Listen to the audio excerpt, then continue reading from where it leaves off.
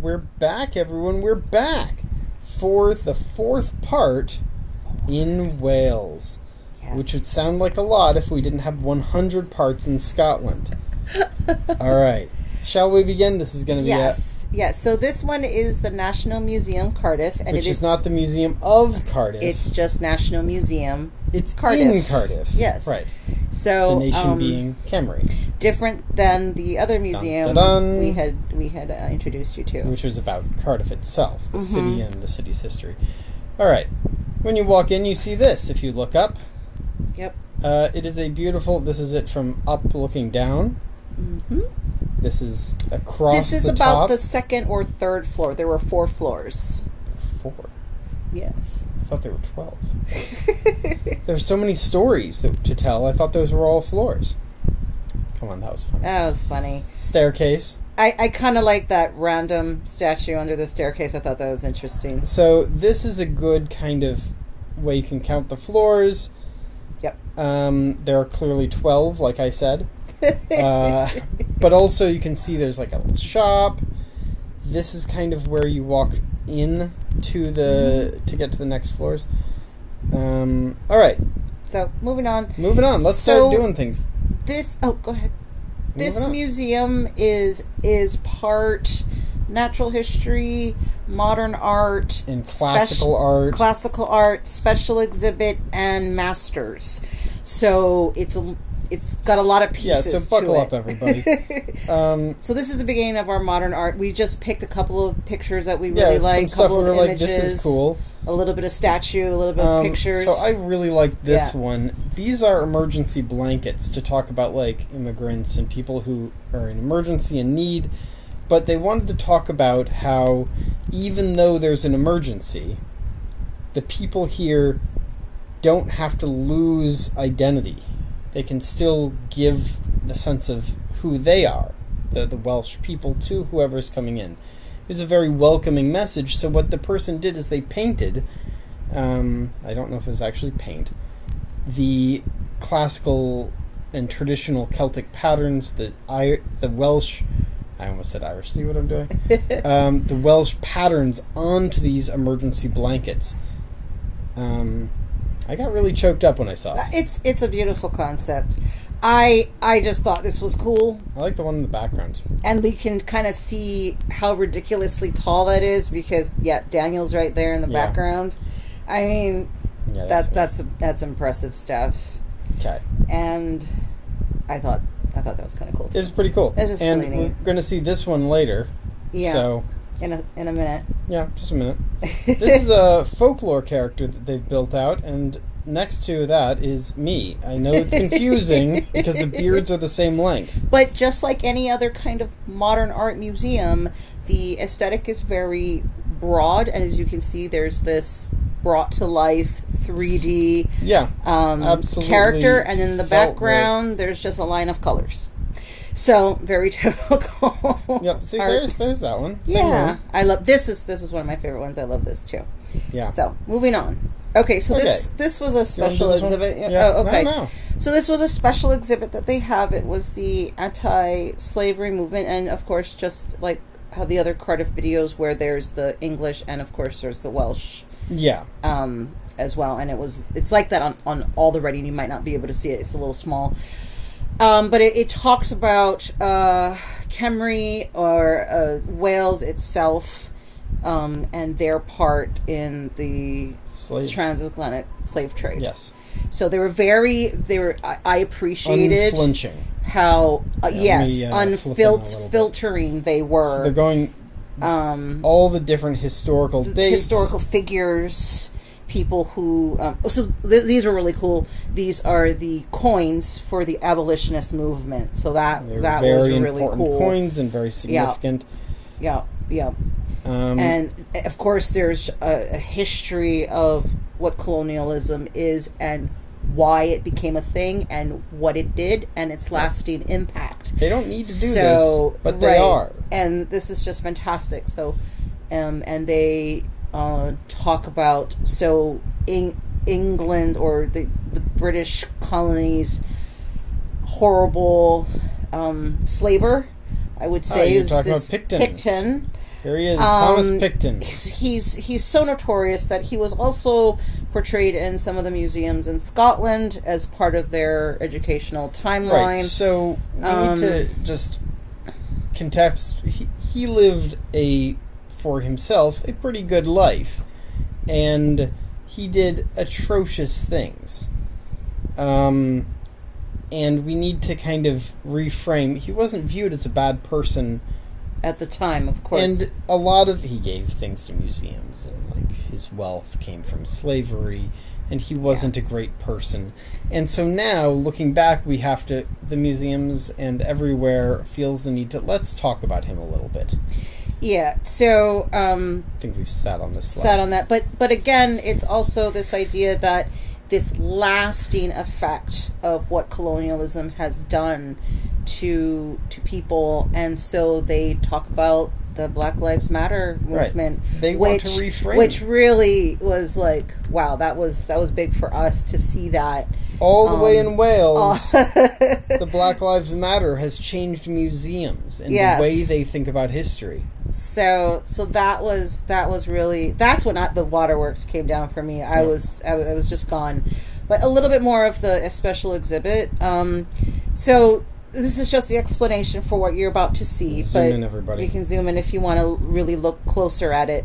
But it's this installation piece that you can walk through. Yeah. And there's it's like a winding path. Yes. And then there's screens that talk about various subjects of colonialism and its effects. Stereotypes and also the things that we robbed from the world, we being Howleys. So obviously South Americans with their coffee, African and Polynesian as well for the sugar, and of course Asia for their tea.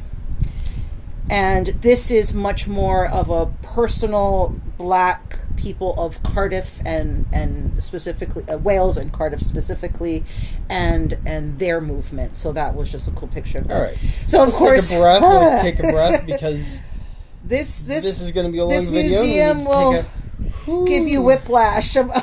And so will this video. We told you to buckle. Didn't we tell them to buckle up? We told them to buckle up. So 5-point buckle. Classic art. They had a whole wing of classic art.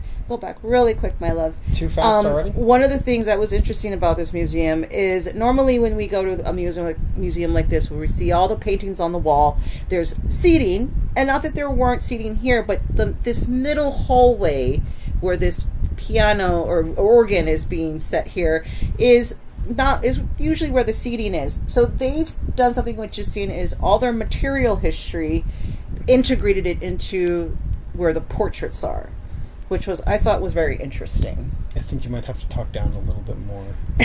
What is material history? Material history is just things. So like pots, iron things, glassware, anything. So that's material history. Objects. Usually we put those in museums in a separate room that has all the glassware, and another room has the paintings. But they've decided to integrate all of that, which is unique. Yes, it's very unique. So some examples of material history. She can't turn it off. Object history, excuse me, and of course idols and iconography, whatever. I've all messed you up. Jewelry, historical jewelry, and again, see with objects in the same room with paintings and things like that.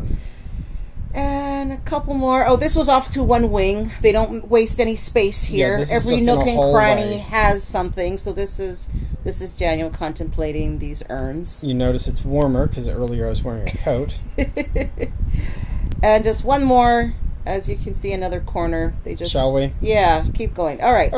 El Greco, one of my favorite artists. So they had we looked everywhere for El Greco, and this was the first time. All the museums we'd seen, this is the first one we actually saw in El Greco. And a ton of classic masters, artists are going to be coming up. Is this somebody famous? So anybody know? Anybody recognize Feels like the that Lilies one? Here? Monet. There we go. Yes. Oh, does anybody know who this is? Don't zoom in, that's cheating. Yeah, the description's on the side. That is Cezanne. And this is pretty famous. I mean, Degas. Yeah. Remember, if you see all the letters, don't pronounce them all. Yes, there is an S. It's like Illinois. And not to be confused with Monet, but this is Manet. Or Manet? I don't know. I don't know if it's Mayonnaise? French. It's probably French. I think it's Manet. I have no idea. I don't think we pronounced the letters. We just got and that's it. Now, this is interesting. This was a sculpture by Rodin, so that was really cool to see that. It's a little taller than you would think. It's taller than Daniel, so that was really cool to see. Pretty tall. Yeah, you know. I'm offended. Oh, and my favorite, Matisse. Oh, this threw me off so much. I was like, "Is this really Matisse?" Yeah, it's a Matisse, all right. Yeah, it's super cool. All right, now this one I think you describe. So now we are in the modern... This is not Matisse. It's not Matisse, no. Moving on. So we are in a completely special exhibit. It's Middle Eastern, it's Arab, and we're going to be talking about this world. So these are... Some of what you're going to see is like prayer rugs and things like that, and very ha ha ha, and some of it is like, absolutely why beautiful. Do people keep bombing us? Yeah. So, yeah, right. Here we go. It's immediate. Yeah. And this is kind of brochures that various countries who decided to invade. We're not going to stay on that too long.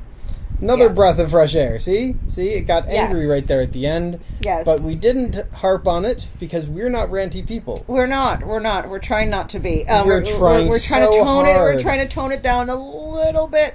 But anyway, so end on a happy, cute note. So this is a natural history. Yes, right, they first also floor had is a natural history their museum. natural history mixed with all of this. Yes. So we thought that was the cutest sign. That is just adorable. This was cool. The rock with the projection on it. So this rock is old, and yes, it came from the hills of Cardiff, so super cool. Yes. Yeah, so they basically project the history of the area onto it, which is great idea for how to make a rock feel like it's kind of moving and is part of the history, so that was really cool.